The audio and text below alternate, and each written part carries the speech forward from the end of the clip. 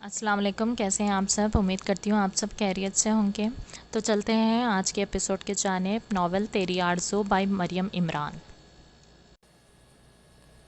वो फैसल के सामने बिल्कुल खामोश निगाहें झुकाए बैठी थी। इसके सामने रखे सैंडविच को कम से कम 10 मिनट हो चुके थे। इसने ना तो सैंडविच को हाथ लगाया, ना इसने एक बार भी निगाहें उठा के फैसल को देखा था। थक हार के फैसल ही बोल पड़ा था, ओ कमॉन हेबा, वो एक हादसा था, तुम अभी तक इसको याद करके बैठी हो। फैसल ने चिढ़कर कहा। किचन वाले किस्से के बाद हिबा फैसल से निगाहें चुराने के साथ साथ इसे नज़रअंदाज भी करने लगी थी। पहले पहले तो फैसल हिबा के इस रवैये को इसे गुस्सा की झिझक समझ के नज़रअंदाज करते रहा, मगर जब हिबा के रवैये में इतने टाइम बाद भी कोई तब्दीली नहीं आई तो फिर फैसल ने हिबा से बात करनी की ठान ली और आज इसे कॉलेज लेने पहुंच गया। फैसल की बात का जब हेबा ने कोई जवाब नहीं दिया तो फैसल ने दबे दबे गुस्से में कहा, ठीक है, जो मर्जी आए करो, आज के बाद मैं भी तुमसे बात नहीं करूंगा। जब इतनी सी बात को लेके तुम हमारे इतने पुराने रिश्ते को नज़रअंदाज कर रही हो, मुझसे लाताल्लुक़ी का इजहार कर रही हो, तो आज के बाद मुझसे कभी भी बात नहीं करना। फैसल का कहना था कि हेबा ने तड़प कर निगाहें उठा के फ़ौरन फैसल को देखा, जो आंखों में गुस्सा लिए इसे ही देख रहा था। अब ऐसा तो ना बोले, हिबा ने इतना कहकर सामने रखा सैंडविच उठा के खाना शुरू कर दिया। तुम मजबूर कर रही हो, अभी भी एक हादसाती तौर पे हो गया था। तुम ऐसे मुझसे छुप रही हो जब जब जैसे मैंने तुम्हें जानबूझ के किस कर ली थी। फैसल की बात पे हेबा सैंडविच खाते खाते रुक के इसे हौनकों की तरह देखने लगी। ऐसा मत देखो मैडम, इतना कह के फैसल ने हेबा को थोड़ी पे हाथ रख के इसका मुंह बंद करा और मुस्कुराने लगा। फैसल को मुस्कुराता देखकर हेबा भी मुस्कुराने लगी। जब हर बार की तरह फैसल ने इसका सर पकड़ के हिलाया। फैसल का ऐसा करना था कि हेबा ने दांत पीस कर कहा, फैसल भाई, हम पब्लिक प्लेस में हैं। ओह अच्छा, मैं तो समझा कि मैडम हम बेडरूम में हैं।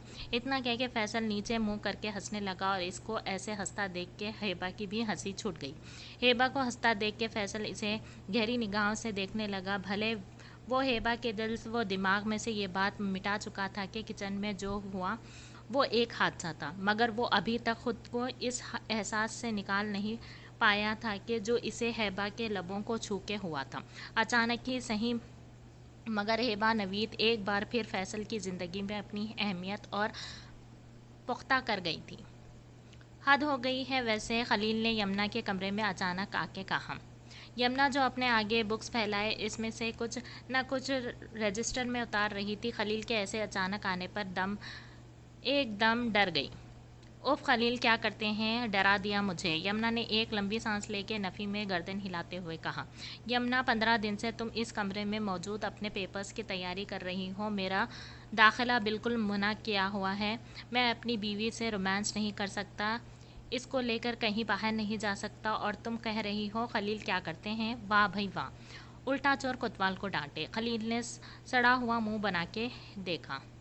खलील के मुंह बनाने पर यमुना की हंसी निकल गई थी, जैसे देखकर खलील को और तप चढ़ी थी, और इसने कहा, हाँ हाँ हंस लो, मगर ये भी कान खोल के सुन लो, आज मैं अपनी बीवी से किस लेकर ही रहूँगा। बहुत ही बहुत ही कोई बेशरम है आप खलील, यहाँ आपकी बीवी इतनी टेंशन में है 15 दिनों से और आपको अपनी पड़ी है। हद है, यमुना ने अफसोस से गर्दन हिलाते हुए कहा। किस दे रही हो या नहीं, हाँ या नहीं, खलील ने इसके रूबरू आके संजीदगी से पूछा। नहीं दे रही, किस ना हो गई, अजाब हो गई। यमुना ये कह के जैसे ही निगाहें उठाई तो खलील कमरे से बाहर निकल रहा था। लगता है नाराज़ हो गए। यमुना ने फ़ौरन बेड से उतर के दरवाज़ा की तरफ बढ़ गई, दौड़ लगाई। दरवाज़ा खोल के जैसे ही बाहर झांका, खलील नीचे जा चुका था। कोई बात नहीं, कल लास्ट पेपर है, मना लूँगी।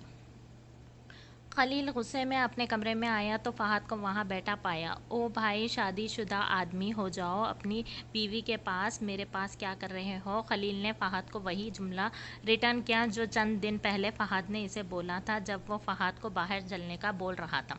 खलील के कहने पर फहद का जानदार कहका गूंजा। ओ चल निकल यहाँ से, दिमाग वैसे ही ख़राब है मेरा। आज बीवी मायके गई तो तुझे मेरी याद आ गया। खलील ने इसके हंसते पे इसे अच्छा खासा सुनाया। अरे अरे मेरे शेर, क्यों पिपरा हुआ है? क्या बीवी ने आज भी कमरे से निकाल दिया? फहद की बात पे खलील ने बेड पे रखा तकिया इसे ज़ोर से मारा। अरे अजान आ जाना छोड़, जब इसके पेपर्स होते हैं तो वैसे ही पागल हो जाती है। कल लास्ट पेपर है, खुद आएगी तेरे पास। फहद की बात पे खलील ने गाड़ी की चाबी उठाई और कमरे से निकलता हुआ कहा, अब गोद में उठा के लेकर जाऊं क्या? खलील के बोलने पर फहद ने तकरीबन दौड़ते हुए बाहर की राह ली बिना बोले, क्योंकि वो जानता था जब खलील गुस्से में होता तो ड्राइविंग करके अपनी फेवरेट जगह पे जाता, जो है समंदर। खलील की गाड़ी की आवाज़ पे यमुना ने फ़ौरन खिड़की से बाहर झांका और एक लंबी सांस लेके रह गई। जलील ना करे प्लीज़, कल पेपर है मेरा। हाँ हाँ, तुम और यमुना दोनों ने ही पेपर्स को सर पर सवार किया हुआ है। पूरा साल क्या करते हो तुम दोनों? जलील फ़ोन पे बात करते करते किचन में आ गया, जहाँ शहजाद टेबल पर बैठा हलीम से इंसाफ कर रहा था। जलील और हानिया का निकाह पक्का हो चुका था, जो हानिया के पेपर्स के बाद रखा गया था। जलील हानिया के मानने के बाद ही कोई रिस्क नहीं लेना चाहता था, इसीलिए हानिया की हामी के अगले दिन ही इसने अपने दादा दादी से हानिया के लिए अपनी पसंदीदगी जाहिर कर दी थी। बातें करते करते जलील ने 2 बार शहजाद के कंधे पर हाथ रखा मारा था, जिसकी वजह से 2 बार शहजाद के मुंह में हलीम जाने के बजाय प्लेट में गिर चुकी थी। मगर जब तीसरी बार ऐसा हुआ, शहजाद की वहीं बस हो गई और वो गुस्से में जलील की तरफ बढ़ा।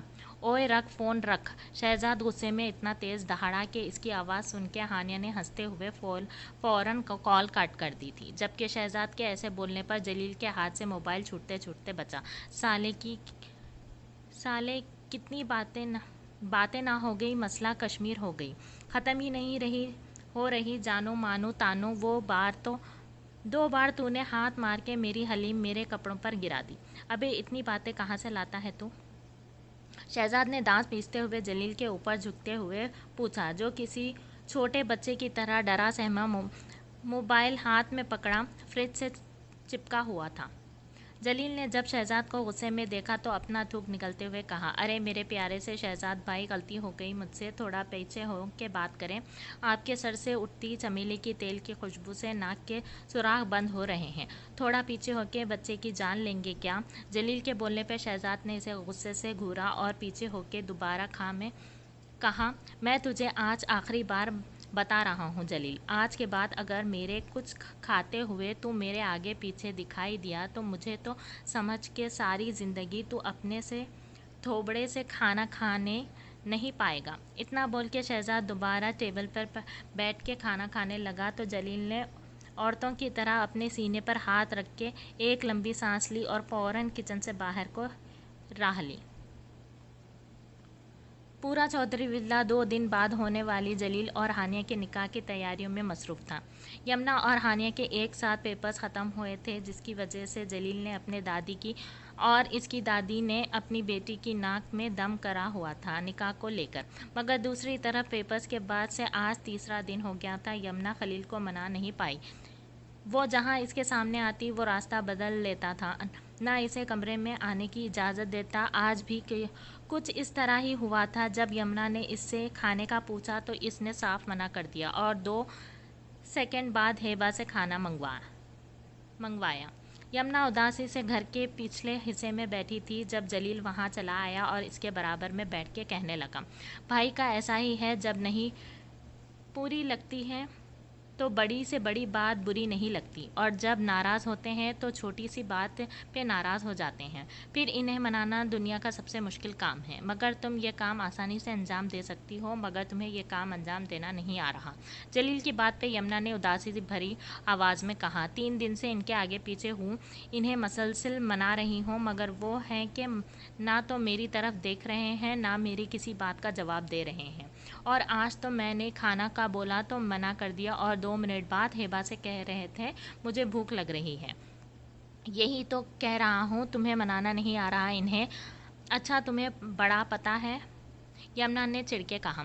हाँ ना, मेरे प्लान पर अमल करोगी तो आज ही आउट। मेरा मतलब है भाई तुम्हारी मोहब्बत का पहाड़ के नीचे आ जाएंगे। अच्छा वो कैसे? यमुना ने तजस्सुस से पूछा था। तो जलील ने इसे प्लान बताया, जिसे सुन के यमुना एकदम खुश हो गई थी, मगर जाते जाते जलील से कहा, तुम इतने भी बुरे देवर नहीं हो, भाई बनाया जा सकता है तुम्हें। यमुना की बात पर जलील ने हंसते हुए अपने सीने पर हाथ रख के झुक के कहा, बिल्कुल मादाम, हम चीज़ ही नाकाबिले फरामोश है।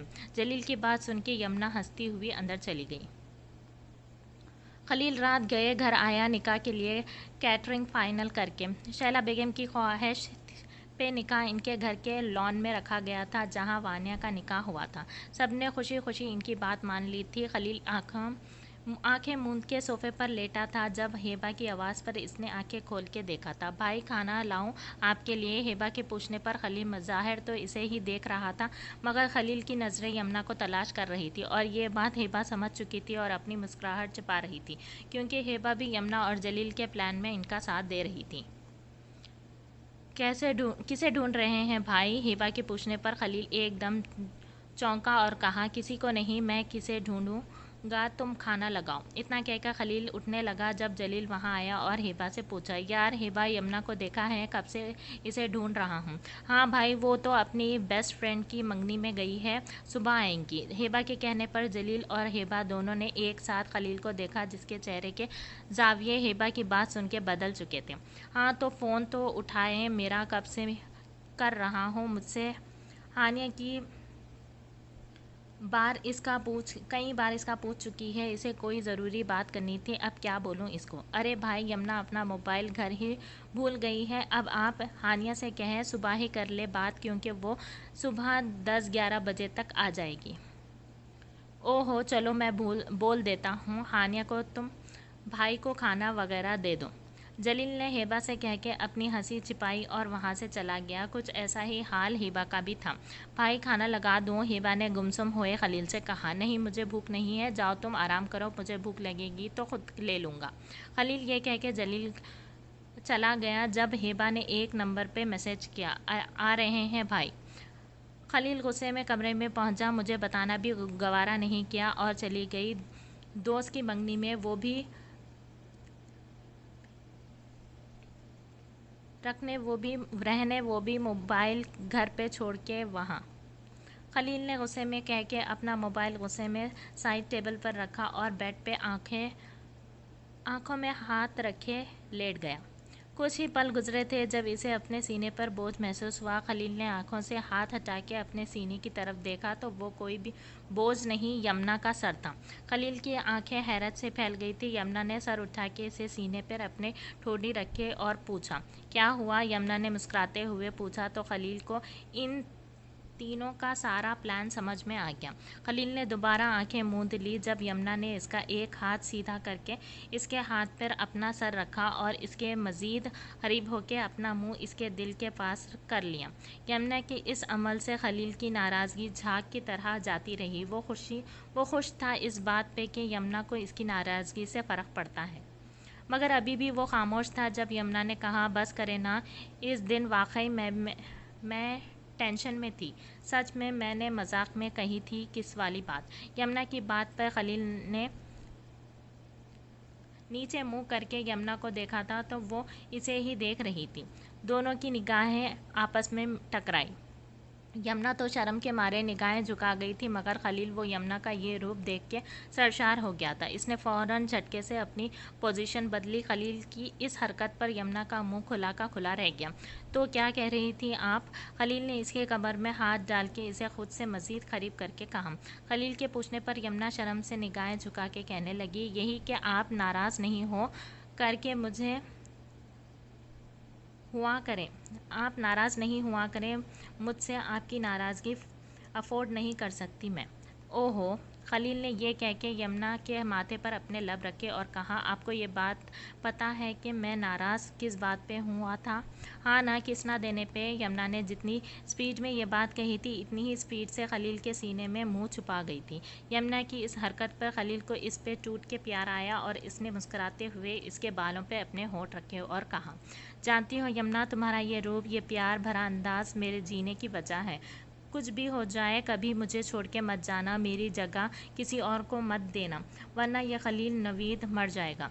अल्लाह ना करे, खलील ये कैसी बातें कर रहे हैं? यमुना ने फ़ौरन इसके मुंह पे हाथ रखते हुए कहा। अभी भी तो आपके साथ जीना सीखा है मैंने खलील, और आप ऐसी बातें कर रहे हैं। छोड़े मुझे, अब मुझे आपसे बात नहीं करनी, यमुना नाराज़गी से कहने लगी। जब खलील ने बेखुदी में इसके लबों पर झुक गया, एकदम जैसे सुकून सा मिल गया खलील को। यमुना ने भी अपनी आंखें बंद कर ली थी। खलील ने जब यमुना की सांसों को अपनी सांसों में महसूस किया तो इसे जज्बात मज़ीद उजागर होने लगे। इसने यमुना के हाथ को अपने हाथ में कैद कर लिया। चंद लम्हात के बाद जब खलील ने यमुना के लबों को आज़ाद किया तो यमुना की आंखें रेड हो रही थी और चेहरा इससे भी ज़्यादा सुर्ख। खलील ने यमुना की गर्दन पर जा बजा अपने लब रखे। जब इसकी नज़रें यमुना के सीने पर मौजूद एक छोटे से चोट के निशान पर पड़ी जो काफ़ी पुराना लग रहा था। यमुना, ये तुम्हारे सीने पर चोट का निशान काफ़ी पुराना लगता है, ये कब लगी तुम्हें? खलील के पूछने पर यमुना ने थोड़ा घबराते हुए कहा, अरे ये तो बचपन में लगी थी, गार्डन में कांटों पे गिर गई थी।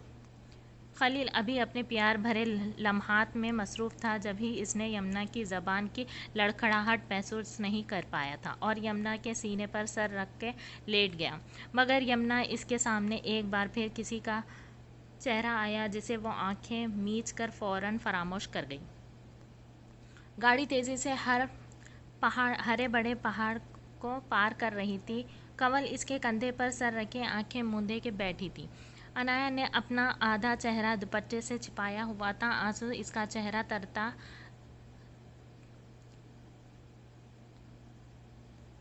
आंसू से इसका चेहरा तर था। जिस तरह अपनी मामों के घर अपनी इज्जत बचा के निकली थी, ये वही जानती थी।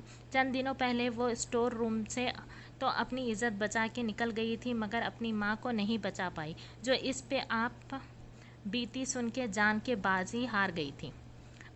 भरी दुनिया में वो अपनी दोनों जवान बेटियों को अकेला छोड़ गई थी, जैसे तैसे स्वयं गुजार कर, और चंद जुनैद के पर निकलने लगे थे। इसने एक दो बार तो अपने मामू जान से जुनैद की शिकायत भी की, मगर इसकी मुमानी जान ने इसे ही कसूरवार ठहराया। अनाया ने कराची में मौजूद अपनी से फुप्पू से जैसे तैसे राबिता करके इन्हें सारी तफसील से आगाह किया। फुप्पू के ही कहने पर इसने वहाँ से चोरी छुपे निकलने की हिम्मत करी और दोनों हानिया अकेली ट्रेन में बैठी गई थी। स्टेशन पे ही हाशिर इन लोगों को लेने पहुँचने वाला था। लग गई मेहंदी। जलील के पूछने पर हानिया ने गुस्से में जलील को दांत पीस के कहा, जलील कोई 10वीं दफ़ा आप ये बात कॉल करके पूछ चुके हैं। बार बार मुझे मेहंदी वाली को रोकने का इशारा करके आपकी कॉल उठानी पड़ती है। बता दें मुझे क्या चाहते हैं, लगवा लूँ मेहंदी या नहीं? अरे अरे मेरी जानम, इतना गुस्सा क्यों कर रही हो? मैंने तो ऐसे ही जलील, हद है। हानिया ने थोड़ा गुस्से में कहा। अच्छा ना भाई, मुझे देखना है तुम्हारी मेहंदी वाले हाथ, जो सिर्फ मेरे नाम की लगी है। इन हथेलियों को चूमना है जहाँ मेरा नाम लिखा है। जलील इससे पहले कुछ और बोलता, किसी ने इसके कान से मोबाइल लिया। जलील ने पलट के देखा तो खलील को घूरता हुआ पाया खुद को। खलील ने भी इसे घूरा और कान से मोबाइल लगाते हुए कहा, हानिया तुम आराम से मेहंदी लगा लो, अब ये तुम्हें कॉल नहीं करेगा, मजनू कहीं का। खलील की बात सुन के हानिया ने सुख का सांस लिया और मोबाइल ऑफ करके आराम से मेहंदी लगवाने लगी। पिछले 20 मिनट से पापा तुझे कॉल कर रहे हैं, मुसलसल तेरा नंबर बिजी जा रहा है। गुस्से में खुद उठ के तेरे पास आने वाले थे। वो खलील के कहने पर जलील मुस्कुराता हुआ सर खुजाने लगा और कहा, यार भाई, तजस्सुस हो रहा था इसकी मेहंदी वाले हाथ कल के बजाय आज देखने का। जलील के कहने पर खलील ने दांत पीसते हुए कहा, ये मजनू का रिश्तेदार बाद में बनना, कल हो रहा है ना निकाह, दिल खोल के हाथ देख लेना इसके। अभी पापा बुला रहे हैं, तुम्हारा NIC लेके निकाहनामे में दर्ज करवाना है, चलो। खलील ये कह के चला गया और जलील के पास वाए इसके पीछे जाने के अलावा कोई चारा नहीं था। वाइट और पिंक कलर के फूलों से पूरा लॉन सजा हुआ था। अपनी मखसूस पगड़ी पहने जलील नवीद दुल्हा बन के गजब ढा रहा था। वही वाइट और पिस्ता कलर की अनारकली फ्रॉक पहने, हैवी ज्वेलरी के साथ सर पे लाल कलर का जलील के नाम का दुपट्टा ओढ़े हानिया मसूद को जो देखता बलाए लेता। अस्सलाम वालेकुम आनी। हिबा ने जब अपनी आनी को लॉन में दाखिल होते देखा तो दौड़ के इन तक पहुंची और इन्हें सलाम किया।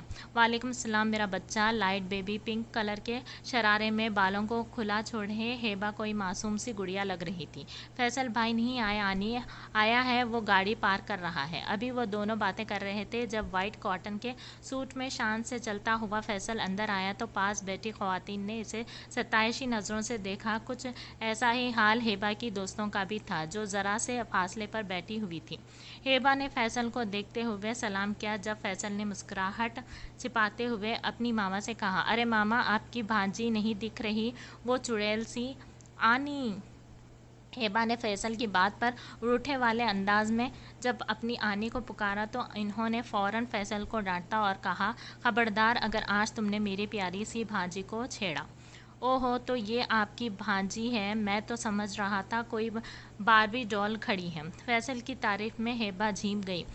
तबस्सुम बेगम ने इन दोनों को वहाँ छोड़ के आगे बढ़ गई थी। जब फैसल और हेबा भी अंदर बढ़ने लगे तब फैसल ने कहा, वैसे एक बात तो बताओ, क्या ये तुम्हारी सारी दोस्तें और इनकी अम्माएं मुझे घूर घूर के क्यों देख रही हैं? फैसल के कहने पर हिबा ने अपनी दोस्तों को और इनकी फैमिली की तरफ देखा तो वो वाकई फैसल को देख रहे थे। हिबा ने शरारती मुस्कुराहट लेकर कहा, आपको अपने दामाद के रूप में देखने का सोच रही हैं? मैं तो कह रही हूँ फैसल भाई 26 के हो गए हैं, शादी वादी का सोचे तो 3 साल और अगर अपनी शादी नहीं की तो फिर तो कोई लड़की क्या आंटी टाइप लड़की भी आपकी तरफ नहीं देखेगी। हेबा ये बात बोल के दबी दबी हंसी हंसने लगी और इधर फैसल ने इसकी बात पर एक आईब्रो उचका के इसे देखा मगर वो भी फैसल था। हेबा की बात का जवाब हर वक्त इसके पास तैयार रहता था। अरे मैं तो अभी इसी निकाह में अपना निकाह करने को तैयार हूँ, बस दुल्हन तुम हो, क्योंकि मुझे सिर्फ अपनी खाला जानी का इकलौता दामाद बनने की ख्वाहिश है।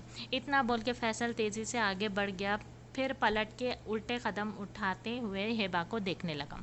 हेबा जो बहुत गौर से फैसल की बात सुन रही थी, इसकी बात सुनते ही हौनकों की तरह मुंह खोले इसको देखने लगी। फैसल ने जब इसका चेहरा देखा तो अपना उभरता हुआ कहकहा ना रोक पाया, फैसल भाई मैं नहीं छोड़ूंगी आपको। इससे पहले वो फैसल तक पहुंचती वो बाकी सारे घर वालों से मिल रहा था। शाहिदा बेगम ने इस निकाह में आने से साफ इनकार कर दिया था। वो इनकार करके समझ रही थी जैसे सब इन्हें मनाएंगे, मगर असल इनका गुस्सा सातों आसमान पे तब पहुंचा जब किसी ने भी इनकी बात को ना इन्हें इम्पोर्टेंस दी और बिना इनसे पूछे इन्हें मनाने निकाह में चले गए। बिना इन्हें मनाए निकाह में चले गए। निकाह होते ही जब हानिया को घर से बाहर लाया गया, जलील की आंखें हानिया के रूप देख के झपकना भूल गई थी। वो अपनी जगह से खड़ा होकर हानिया के करीब आने का वेट करने लगा। स्टेज से ऊपर चढ़ते वक्त जब जलील ने हानिया का मेहंदी से लबरेज हाथ थामा तो इसे इस अंदाज में दबाया कि हानिया इसकी तरफ देखने पर मजबूर हो गई। बारी बारी इन दोनों को सबने मुबारकबाद दी। सभी इनकी जोड़ी की बलाएं ले रहे थे। जलील की निगाहें मुसलसिल हानिया पे थी। जब शहजाद ने कहा, बेटा तेरी ही है, अभी निकाह की मोहर लग गई है ना, अब तो आंखें का नादीदापन ख़त्म कर, शर्म कर ले। शहजाद के बोलने पर जलील ने बहुत आराम से दांत पीसते हुए कहा, मिलिएगा शहजाद भाई, ज़रा अकेले में हिसाब बराबर करेंगे हम। जलील के कहने पर शहजाद कहका लगा के हंसने लगा। जब वानिया स्टेज पर आई और जलील के आगे अपनी हथेली फैला के कहा, इकलौती साली हूँ आपकी जनाब, मेरा नेक। वानिया की बात पर जलील ने मुस्कुराते हुए अपनी जेब से मखमल की एक डब्बी निकाली और इसके हाथ में थमा के कहा, साली बाद में, सबसे पहले बहन है मेरी, आप भाभी। आप ही मुझे कमरे में जाना है। हानिया के कहने पर वानिया समझ गई। इसने यमुना और हेबा को आवाज़ दी ताकि वो दोनों इसे ले जाएं। जलील अकेला स्टेज पर बैठा था जब शहजाद इसके पास चला आया।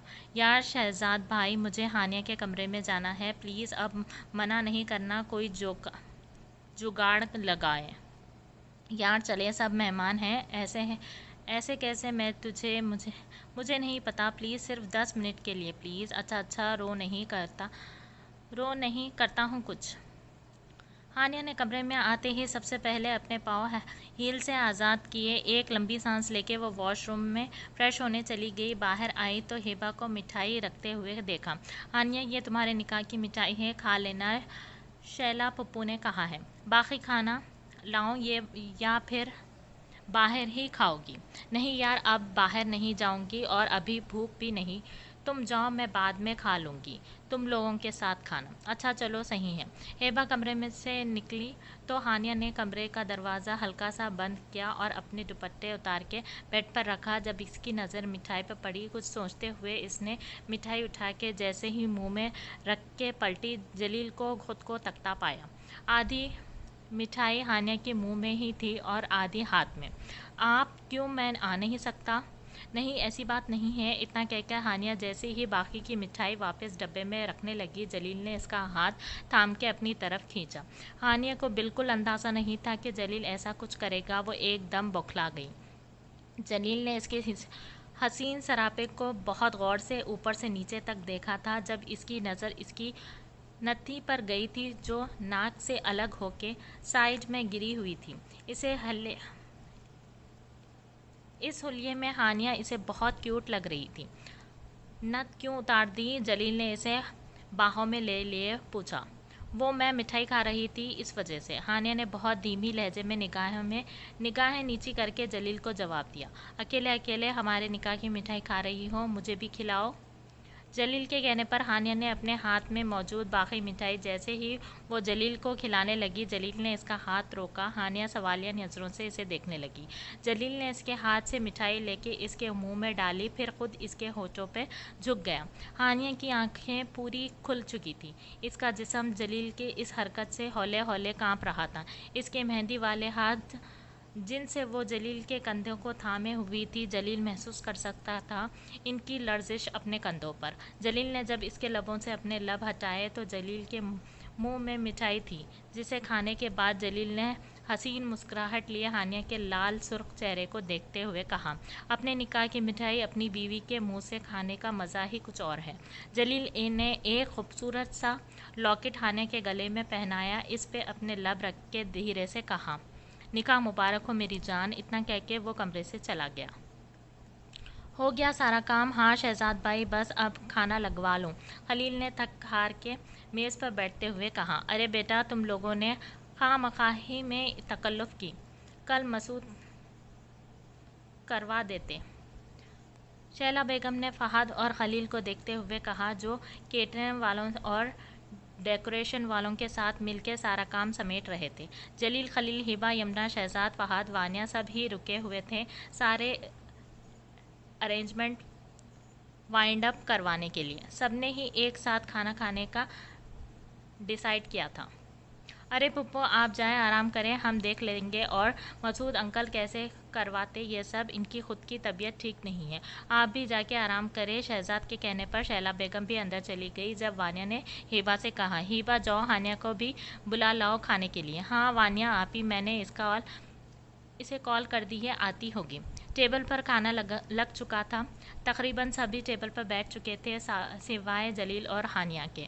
अब ये हानिया और जलील कहाँ रह गए? शहजाद ने उकताते हुए कहा। शहजाद भाई, जलील डेकोरेशन वालों की गाड़ी रवाना कर रहा है और हानिया को लो वो आ गई। फहद के कहने पर सबने ही अंदर से आती हानिया की तरफ देखा, जो ब्लड रेड कलर की सिंपल घेरेदार फ्रॉक और चूड़ीदार पैजामे में गजब ढा रही थी। बालों का ढीला सा जूड़ा बनाए वो कोई मासूम सी गुड़िया लग रही थी। कब से वेट कर रहे थे, मैं भूख के मारे जान निकल रही थी मेरी। हानिया ने टेबल पर बैठते हुए बिरयानी की ट्रे अपनी तरफ करते हुए कहा। अरे यार, सब जलील का वेट कर रहे हैं, डेकोरेशन वालों की गाड़ी घर से बाहर निकल रहा है, ये इन्हें इनकी दुकान तक छोड़ने गया है, हद है भाई, शहजाद ने अब की बार गुस्से में कहा। जलील का नाम सुनते ही ट्रे घसीटती हुई हानिया के हाथ थम गए थे। वो तो सोच रही थी कि जलील चला गया होगा, इसीलिए वो आराम से इजी होके खाना खा लेगी सबके साथ। अरे अरे, आ गया मेरे भूखे भाई, आ गया। हमारी बीवी भी आ चुकी है, जलील ने हानिया पे गहरी निगाह डालते हुए कहा। ओ, कोई भी मजनू वाली हरकत की ना किए बगैर पहले खाना खाना और मजनू वाली हरकत किए बिना पहले खाना खाओ और खाने देना। शहजाद की वार्निंग पर सब हंसते लगे और जलील हानिया की बराबर वाली कुर्सी पर बैठ गया। हानिया ने अपनी निकाली हुई बिरयानी खाना शुरू करी तो जलील भी इसी के साथ इसी की प्लेट में खाने लगा। जलील, हानिया ने धीरे से इसे पुकारा। जी जानेमन। जलील के जानेमन कहने पर हानिया होनों की तरह इसे देखने लगी, जबकि वहाँ मौजूद सारे नफूस कहकहा लगाते हंस पड़े। शहजाद तो हंसते हंसते नफ़ी में गर्दन हिलाने लगा। कुछ ऐसा ही हाल फहद और खलील का भी था। हेबा भी धीमी धीमी मुस्कुराहट लिए हंस रही थी। हेबा हानिया का चेहरा शर्म से लाल हो चुका था। जबकि हानिया का चेहरा शर्म से लाल हो चुका था। हानिया, जिसने ये कहने के लिए जलील को पुकारा था कि अपने लिए अलग से बिरयानी ले लें, क्योंकि साथ खाने में एक तो इन दोनों के गाल काफ़ी बार टच हो चुका था। हानिया को पक्का यकीन था कि आपस में इन दोनों के गाल इत्तेफाक से टच नहीं हो रहे थे, बल्कि जानबूझ के टच किए जा रहे हैं। मगर अफसोस, आज जलील को चाह के भी हानिया किसी भी हरकत से रोक नहीं सकी थी, क्योंकि वो अब इसका महरम बन चुका था। हल्के हल्के कहकों के साथ वो सब खाना खा रहे थे। जहाँ जलील वक्फे वक्फे से टेबल के नीचे मौजूद हानिया का हाथ थाम के हल्का हल्का दबा रहा था, वहीं खाना खाते हुए यमुना के चेहरे पर आई लट को बार बार खलील अपने हाथ से कान के पीछे कर चुका था, बहुत मोहब्बत से। वही फहद कुछ न कुछ वानिया की प्लेट में डाले जा रहा था ताकि वो प्लेट भर के खाए, क्योंकि फहद को ऐसा लगता था कि वो सुबह से कामों में लगी हुई है। इधर हिबा अपने मोबाइल में लगी थी, जहां मुसलसल फैसल इसे आज की पिक्स भेज रहा था जो न जाने इसने कब खींची थी, और साथ साथ में इसका मजाक भी उड़ा रहा था, जिसे पढ़ के कभी हिबा गुस्सा वाला इमोजी भेजती तो कभी हंसने वाला। सबसे बेनियाज शहजाद का फोकस सिर्फ अपने खाने पे था, जिसे कोई परवाह नहीं थी किसकी के कौन क्या कर रहा है। परवाह थी तो सिर्फ अपनी के इसकी प्लेट में रखे हुए कबाब कहीं ठंडे ना हो जाएं। दूर खड़ी किस्मत इन सबको ऐसा हंसता मुस्कुराता देख खुद भी तंजिया मुस्कुराहट के साथ हंस रही थी। वहीं कुछ ऐसा हाल वक्त का भी था जो दूर खड़ा इन लोगों के आने वाले वक्त का सोच के उदास था। वक्त आहिस्ता आहिस्ता गुजर रहा था। जलील की मोहब्बत अब हानिया पे उभर के आ रही थी। वो कोई मौका हाथ से जाने नहीं देता था हानिया को प्यार करने का। अभी कुछ दिनों से हानिया की जान छूटी हुई थी जलील के वालेहानापन से। वजह थी बकरा ईद, जो 3-4 दिन बाद थी। बाबा, मेरे साथ अगर जलील जाएगा तो यहाँ के जानवरों को कौन संभालेगा? मैं अपने 2-3 कारीगर भेज देता हूँ ना अख्तर अंकल के वहाँ, वो अच्छे से इनके जानवर की कुर्बानी कर देंगे। शहजाद ने नाश्ते की टेबल पर जावेद साहब को मुखातिब करके कहा, जिन्होंने 2 दिन पहले ही अख्तर साहब की फ़ोन कॉल और कुर्बानी के बारे में शहजाद से जिक्र किया था। यहाँ सब देख लेंगे, तुम लोग वहाँ जाने की तैयारी करो। पहली बार अख्तर कुर्बानी कर रहा है। ऊँट के लिए बोला है इसने कि शहजाद ही लाएगा ऊँट, मुझे ख़रीदना नहीं आता। अच्छा ठीक है बड़े बाबा, हम चले जाएंगे, मगर मैं दूसरी दिन आ जाऊंगा, क्योंकि मुझे कुछ दोस्तों के घर जाना है। शहजाद भाई, पहले 3-4 दिन में आ जाएंगे। जलील ने यह कह के शैतानी मुस्कुराहट लिए शहजाद को देखा, जो इसे खून ख्वार नज़रों से देख रहा था। जलील को पता था कि शहजाद जावेद साहब की बात को टालने का सोच भी नहीं सकता। हाँ, तुम दोनों जाओ, मैं और फहद यही हैं। खलील के कहने पर फहद ने भी हाँ में गर्दन हिलाई। चांद रात को तकरीबन रात के 3 बजे के करीब जलील और शहजाद ने इस्लामाबाद में कदम रखा, ऊँट के साथ जो इन लोगों ने रास्ते में से ही खरीद लिया था। रोहान, असगर और जिब्रान से इन दोनों की मुलाकात हो गई थी, रात में ही अख्तर साहब से भी। कानिया ऊँट का इंतज़ार करके सो चुकी थी, मगर फिर भी वो खुश थी कि सुबह वो ऊँट निहार करेगी। फजर की नमाज़ पढ़कर कानिया नीचे लॉन में गई, जहां ऊँट बंधा था। इसकी खुशी का कोई ठिकाना नहीं था, क्योंकि ऊँट बहुत खूबसूरत था। वो प्यार से ऊँट पर हाथ फेरने लगी को मचल रही थी, मगर डर रही थी कि कहीं ऊँट इसे हर्ट ना कर दे। 2 दफ़ा वो ऊँट को छूते छूते अपना हाथ पीछे कर चुकी थी। तीसरी दफ़ा भी वो ऐसा ही करने लगी जब पीछे से आवाज़ आई। जब अपनी मनचाही चीज़ को दिल छूने के लिए बेचैन हो तो फिर डर को दिल में जगह नहीं देनी चाहिए। अपने पीछे से आने वाली अचानक आवाज़ पर कानिया चौंक के एकदम पलटी तो जलील को मुस्कुरा के इसे ही देख रहा था। लगा ले हाथ, इसे बहुत मासूम है ये। जलील के कहने पर गानिया ने धीरे से धीरे ऊँट के गर्दन पर अपना हाथ फेरा और मुस्कुराने लगी, मगर पलट के फिर अनजान नज़रों से जलील को देखने लगी। गानिया ने अनजानी नज़रों से इसे देखा तो जलील इसकी आंखों में मचलता सवाल समझ गया। मैं कराची से आया हूँ, जलील नवीद जावेद अंकल का भतीजा। ओहो, अस्सलाम वालेकुम। गानिया ने फ़ौरन सलाम किया। वालेकुम अस्सलाम, आप यकीनन गानिया है राइट? जी जी, गानिया ने मुस्कुरा के जवाब दिया। ओहो, तो आपकी फरमाइश पे हम गरीबों को अचानक कराची से इस्लामाबाद आना पड़ा और साथ साथ इस बेचारे ऊँट को भी ज़हमत देनी पड़ी। जलील की बात पर वो मुस्कुराने लगी। थोड़ी देर में इन दोनों की काफ़ी बातचीत हो गई थी। थोड़ी देर बाद वो अंदर चली गई और जलील भी ऊँट निहार करने की तैयारी करने लगा। आहिस्ता आहिस्ता घर के सारे अफराद ईद की नमाज़ पढ़ के आगे ऊँट निहार करने की तैयारियां होने लगी।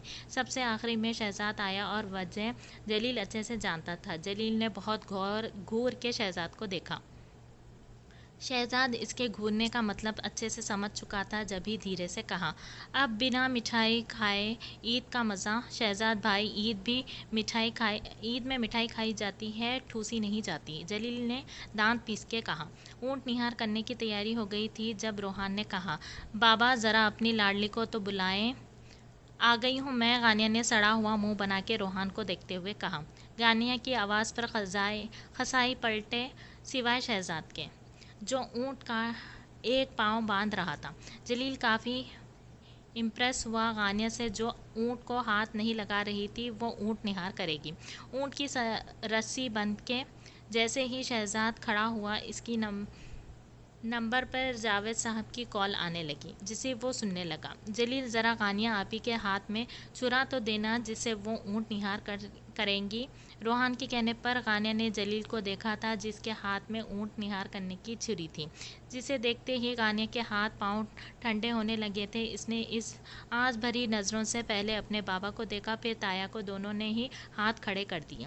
गानिया डरते डरते ऊँट के पास गई, छुरी हाथ में पकड़े हुए, जो गानिया के कांपते हाथों की वजह से पूरी हल रही थी।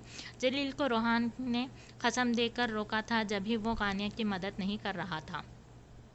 शहजाद जब कॉल रख के पलटा तो ऊँट के पास लाइट अंगूरी कलर के हसीन जोड़े में किसी लड़की को खड़ा देखा, जिसके हाथों में भर भर के चूड़ियाँ थीं, मगर इसके हाथ में निहार करने वाली छुरी देख के शहजाद ने पहले सवालिया नज़रों से जलील को देखा, फिर आखिर अख्तर साहब को, जिन्होंने इशारे करके शहजाद को गानिया की मदद करने को कहा। गानिया के कांपते हाथों पर जैसे ही शहजाद ने अपना भारी हाथ रख के छुरी को मजबूती से थामा था, इसी वक्त गानिया ने पलट के शहजाद को देखा था। शहजाद साहब की नज़र जब गानिया के हसीन चेहरे पर पड़ी, इसका दिल एकदम ज़ोर से धड़का। कम ऑन आपी, आप कर सकती हैं, असगर और जिब्रान ने एक साथ आवाज़ लगाई। जब शहजाद ने गानिया के हसीन चेहरे को अपनी आंखों में समाते हुए गानिया के हाथ पे अपने हाथ का जोर दिया और अल्लाह अकबर कहते हुए ऊँट के हलक में छुरी डाल दी। एक चीख के साथ गानिया ने छुरी छोड़ के शहजाद की कमीज़ को ज़ोर से थामा था और इसके सीने में चेहरा छुपा गई। इधर शहजाद को लगा ऊँट नहीं, इसका दिल निहार हो गया है। गानिया तो ऊँट निहार करके अंदर चली गई थी, मगर शहजाद साहब का दिल निहार कर गई थी। क्या सोचा जा रहा है? हाशिर ने खिड़की के पास खड़ी अनाया के करीब जाके अचानक पूछा। अनाया, जो अपनी ही सोचों में गुम थी, हाशिर के अचानक आने पर एकदम चौंक गई। हाशिर, डरा दिया मुझे, अनाया ने इससे थोड़ा फासला कायम करते हुए कहा। क्या सोच रही थी? हाशिर ने दोबारा इसे नज़रों के हिसार में लेते हुए कहा। कुछ नहीं, बस मामा बाबा की याद आ गई। ये बोल के अनाया का लहजा रुंध गया। अनाया, वो अच्छी जगह पे हैं। अगर आज ईद के दिन तुम इन्हें याद करके रोगी तो इन्हें तकलीफ़ होगी। तुम तो बहुत हिम्मत वाली हो, अकेले ही सब कुछ करती हो, मामा को संभालना, कंवल का कॉलेज, जॉब। हाशिर की बातों से अनाया थोड़ी संभली जब हाशिर ने कहा, अगर शहजादी चाहे तो इस नाचीज़ को भी ईद मुबारक बोल सकती है। हाशिर ने मुस्कुराते हुए अपने होठों को आपस में दबाते हुए कहा। हाशिर के बोलने पर अनाया मुस्कुरा के इसे देखने लगी और धीरे से कहा, ईद मुबारक। यार, आज के दिन तो सीने से लग जाओ, हाशिर ने रूठे वाले अंदाज में कहा। हाशिर, अनाया ने इसे घूरा था। क्या हाशिर, बचपन का मंगेतर हूँ तुम्हारा, इतना तो हक बनता है मेरा, सारे हक निकाह के बाद। अब चलो, इससे पहले पुप्पो आवाज़ दे। अनाया इसे तकरीबन खींचते हुए कमरे से ले गई। मामू के घर से अनाया जब अपनी पुप्पू के घर आई तो इसने काफ़ी सुकून मिला था। इसके पुप्पू बहुत नरम दिल की मालिक थी, इसलिए इन दोनों बहनों की ज़िंदगी यहाँ काफ़ी पुरसुकून थी। आंटी के अंकल ने भेजा है घर का हिस्सा। शुमाइला और आमिना बेगम किचन में मसरूफ़ थी, साथ में अनाया भी टेबल पर बैठी थी, सेब से इंसाफ कर रही थी। जब शहजाद की आवाज़ पर वो तीनों इसकी तरफ मुतवज्जे हुए। अरे शहजाद बेटा, अपने क्यों ले आए? बाहर किसी को बोल देते, रोहान को बोल देते। शहजाद के हाथों से गोश्त का बड़ा थाल जो शुमाइला बेगम से उठाया भी नहीं जा रहा था, इन्होंने लेने की कोशिश करते हुए कहा। शहजाद ने जब देखा कि शुमाइला बेगम से थाल उठाया नहीं जा रहा तो इसने दोबारा इनके हाथ से थाल लेकर किचन की शेल्फ पर रखते हुए कहा, कोई बात नहीं आंटी, रोहान लाए या मैं लाऊं, बात तो एक ही है ना। शहजाद के सवाल पर जहां आमिना बेगम मुस्कुराई, वहीं शुमाइला बेगम ने भी मुस्कुराते हुए इसके सर पर हाथ फेरते हुए कहा, हाँ बेटा, एक ही बात है, तुम भी मेरे लिए रोहान जैसे हो। इन सारी बातों के दौरान गानिया की नज़र शहजाद के कपड़ों और हाथों पर थी जिन पे खून लगा हुआ था, और अब गानिया ने बहुत मुश्किल से अपने आप को इसके कपड़ों और हाथों से गिन खाने से रोका हुआ था। किचन से जाते हुए शहजाद ने एक गहरी नज़र गानिया पर डाली जो इसे ही देख रही थी। सोचना भी नहीं, मैं नहीं जाऊंगा, रोहान ने गानिया को घूरते हुए कहा, जो गोश्त अपनी दोस्तों के घर बांटने के लिए कब से रोहान की मिन्नतें कर रही थी। अरे आप ही छोड़े रोहान को, मैं ले जाता हूँ आपको। जिब्रान के बोलने पर की देर थी कि चाय पीता रोहान एकदम बोल पड़ा, ओ खिदमत खलक के खिदमतगार, ये होशियारी मेरे साथ नहीं। बहुत शौक था तुम्हें इन महारानी को की ख्वाहिश पूरी करने की। अब इज्जत से लॉन साफ करो, चलो आया बड़ा आप ही, मैं ले जाता हूँ। रोहान ने इसकी नकल उतार दी तो वहाँ बैठे सब लोग हंसने लगे। तो बड़े बाबा, मैं किसके साथ जाऊँगी? गानिया ने उदास होते हुए पूछा। इतने में जलील और शहजाद भी इनके ज्वाइन कर चुके थे। शुमाइला बेगम ने इन दोनों को भी चाय दी थी। अपनी मदद आपके तहत आप ही, गाड़ी निकालो, गोश्त की थैलियाँ रखो और निकल पड़ो मिशन पे। रोहान ने और जल्दी पर तेल का काम किया था, मगर फिर कुछ याद आने पर फौरन बोला, आय हाय आप ही, अफसोस गाड़ी में तो पेट्रोल भी नहीं है। इतना बोल के रोहान हंसने लगा। जब इसे हंसता देख के आखिर अख्तर और नवीद साहब भी दबी दबी हंसी हंसने लगे। जब अचानक शहजाद ने कहा, अगर आप चाहें तो मेरे साथ चलें गोश्त बांटने। शहजाद के अचानक बोलने पर जहां गानिया को चौंकी थी, वहीं गोश्त बांटने का सुन के वो भी शहजाद के मुंह से जलील के मुंह से चाय गिरते गिरते बची थी। वो शहजाद को हौनकों की तरह देखने लगा था, क्योंकि गोश्त बांटने का काम से शहजाद को सबसे ज़्यादा चिढ़ थी। अरे हाँ ना, गानिया शहजाद के साथ चली जाओ। नवीद साहब के कहने पर अख्तर साहब ने भी हाँ में गर्दन हिलाई, जबकि शहजाद का दिल किया कि नवीद साहब का माथा चूम ले, मगर जाएंगे कैसे? गाड़ी में तो पेट्रोल भी नहीं है। अरे आप ही, मेरी बाइक है ना, चली जाए शहजाद भाई के साथ, जिब्रान ने मशवरा दिया था। बाइक पे? गानिया ने एकदम कहा। अरे नहीं नहीं, आपके लिए हम लैंड क्रूज़र मंगवाते हैं। ठहरे, ऐसे कैसे? हम शहजादी गानिया को गोश्त बांटने जैसा अजीम काम बाइक पे करने देंगे? रोहान के तंजिया कहने पर गानिया इसे घूरने लगी और फिर शहजाद की तरफ मतवज्जे होके कहा, चले बाइक पे चले। शहजाद के चेहरे पर गानिया की बात सुन के वो मुस्कुराहट आई जिसे देख के जलील चौंक गया। ऐसी मुस्कुराहट इसने कभी शहजाद के लबों पर नहीं देखी थी। गानिया चादर लेकर बाहर आई तो शहजाद बाइक के हैंडल पे गोश्त की थैलियाँ लटका रहा था। जैसे ही इसकी नज़र प्याजी कलर का सूट पहने गानिया पर पड़ी तो इसे हाथ पर पल भर के लिए थम गए थे। गानिया ने बाइक पर बैठने के लिए जैसे ही शहजाद का कांधा थामा, इसी पल शहजाद ने दिल ने धीरे से कहा, ओ खैर। बाइक थोड़ी ही दूर गई थी कि जब शहजाद ने कहा, गानिया जी, मैं पहली बार इस्लामाबाद आया हूँ, रास्तों से अनजान हूँ, आप बता दीजिएगा कहाँ कहाँ जाना है आपको। जी ठीक है, बस करीब करीब ही है दोस्तें सारी। गानिया ने थोड़ा शहजाद के कान के पास झुक के कहा तो शहजाद के लब फिर मुस्कुराए। गानिया का हाथ अभी भी शहजाद के कंधे पर था। शहजाद आज अलग ही दुनिया में था। वो बार बार यही दुआ कर रहा था कि यह सफ़र कभी ख़त्म ना हो।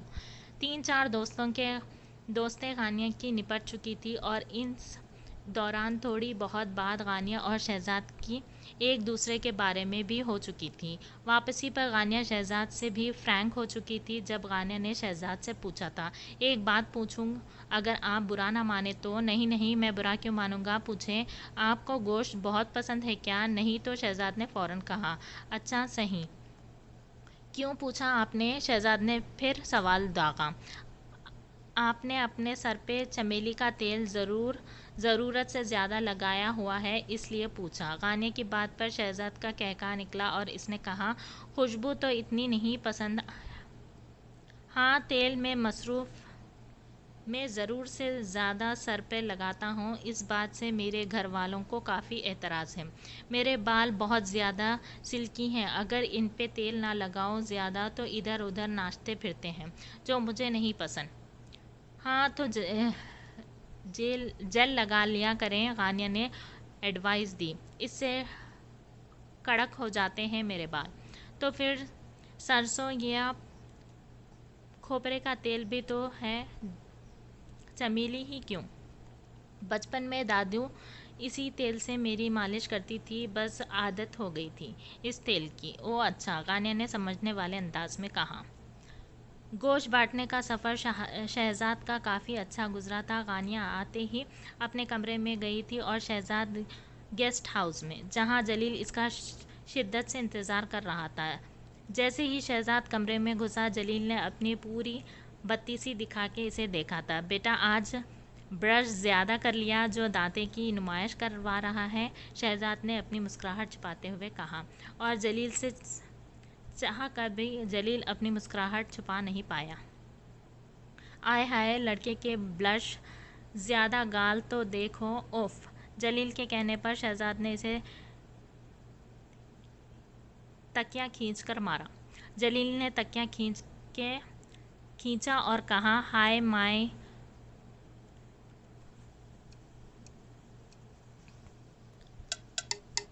जलील ने तकिया खींचा और कहा, हाय माँ का लाडला बिगड़ गया। हो गई हेबा सफाई? फैसल ने लॉन की सफाई करते हेबा से पूछा, जिसने अभी कुछ देर पहले राजिदा मासी को किचन में खाना चेक करने भेजा और ख़ुद लॉन की सफाई करने लगी जहां कुर्बानी हुई थी। वो हर साल ईद के दूसरे दिन अपनी आनी के यहाँ आ जाती थी कुर्बानी के लिए, ताकि गोश्त वगैरह निपटाने में इनकी हेल्प कर सकें। एक दो दोपहर धूप की वजह से वैसे ही हेबा का मीटर घुमा हुआ था, और दूसरी बात जिसने इसके आग लगाई थी वो थी फैसल का सवाल। हेबा ने पलट के खूनख्वार नज़रों से फैसल को देखा, जो सुबह से अपनी फेवरेट वाइट सूट में तैयार हुए घूम रहा था और बस वक्फे से गोश्त बांटने जाता और फिर वापसी में हेबा से सवाल करता, ये हो गया वो हो गया। हेबा ने देखा कि फैसल गोश्त के छोटे छोटे टुकड़े जो चर्बियों की सूरत में जगह जगह पड़े थे, अपनी शलवार के पौंचे ऊंचे करने अब इन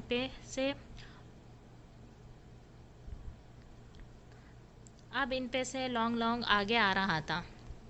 हेबा के दिल में न जाने क्या समाई थी। इसने शैतानी मुस्कुराहट के साथ 3-4 गोश्त के छोटे छोटे टुकड़े उठाए और ज़ोर से फैसल की शर्ट पे दे मारे। अपने ऊपर कोई चीज़ ज़ोर से लगने पर फैसल ने अपनी कमीज़ की तरफ देखा तो वो हौनकों की तरह अपनी शर्ट को देखने लगा, जो गोश्त लगने की वजह से खून में हो चुकी थी। फैसल ने बौखलाए अंदाज में हेबा को देखा, जो इसके देखने पर फ़ौरन बाकी का कचरा समेटने लगी। अचानक फैसल की ज़ोरदार आवाज़ गूंजी थी, हेबा ये क्या? हेबा ने बहुत मुश्किल से अपनी शैतानी मुस्कुराहट छिपा के मासूमियत से फैसल की शर्ट को देखते हुए कहा, क्या हुआ फैसल भाई, ये क्या किया? फैसल ने दोबारा अपनी शर्ट की तरफ इशारा करके दांत पीसते हुए कहा, ओ। हेबा ने फ़ौरन अपने दोनों हाथ अपने मुंह पर रखते हुए कमाल की एक्टिंग करते हुए कहा, फैसल का दिल किया इसे इस वक्त ऑस्कर अवार्ड दे। सॉरी फैसल भाई, मैंने तो देखा नहीं, मैं तो आपके पीछे रखी इस कचरे की ट्रॉली में डाल रही थी। सॉरी, आपको लग गया। इतना बोल के हिबा फ़ौरन अपने होठों को आपस में रगड़ के अपनी मुस्कुराहट छुपाई, जो फैसल से छिप नहीं सकी। वो समझ गया हिबा का कारनामा। फैसल ने कुछ सोच के मुस्कुराते हुए अपनी शर्ट को देख के नफ़ी में गर्दन हिलाई और फिर हिबा को देखा, जो बहुत एहतियात से अपने कपड़े बचाते हुए सफाई कर रही थी। फैसल ने भी अपनी शैतानी मुस्कुराहट पेश की और पास लगाए पाइप पहले सीधा किया और फिर इसका वॉल खोल दिया। और वॉल खोलना था कि पानी की मोटी धार हेबा को पूरा नहला गई। हेबा, जो अपनी ही धुन में मुस्कुराते हुए अपने कारनामा को 21 राइफल की सलामी पेश कर रही थी, अपने ऊपर आते एकदम इतने तेज़ पानी पे साकिन रह गई। इसने झाड़ू छोड़ के पहले अपने कपड़ों को देखा, जो पूरे भीग चुके थे। फिर फैसल को देखा, जिसके हाथ में पाइप था। फैसल ने फ़ौरन पाइप छोड़ के फ़ौरन अपने मुंह पे हाथ रखते हुए वही अल्फाज दोहराए जो कुछ देर पहले हिबा ने दोहराए थे। ओह हिबा, मैं तो तुम्हारी हेल्प कर रहा था फर्श धोने में। So sorry. पाइप पता नहीं कैसे तुम्हारी तरफ मुड़ गया। ओह फैसल भाई, मैं नहीं छोड़ूंगी आपको। इतना कहकर हेबा फैसल के पीछे भागी। फर्श चिकना होने की वजह से इसका पाँव फिसला और वो सीधा फैसल के ऊपर और दोनों धड़ाम से फर्श पे ऊपर। मेरी कमर टूट गई मोटी। फैसल ने हिबा को कमर से थामा था। वो फैसल के बेहद करीब इसके सीने से लगी पड़ी थी। ये सच था कि इस वक्त फैसल का खुद का दिल संभालना काफ़ी मुश्किल हो रहा था। इसने बहुत गहरी नज़रों से हेबा को देखा था, मगर इसका गला गहरा होने की वजह से इसने फ़ौरन अपनी नज़रों का ज़ाविया बदला हुआ। वो कोई भी ऐसी हरकत नहीं करना चाहता था जिससे हेबा गिल्ट में आए, इसीलिए इसने इस सिचुएशन को मजाक का रंग दिया। हेबा फ़ौरन फैसल के ऊपर से खड़ी हुई थी और फ़ौरन पाइप उछा के फैसल को पूरा गीला करके अंदर बढ़ गई। अब की बार चीखने की बारी फैसल की थी। आपको यह नावल कैसा लग रहा है मुझे कमेंट्स में ज़रूर बताइएगा। अल्लाह हाफ़िज़।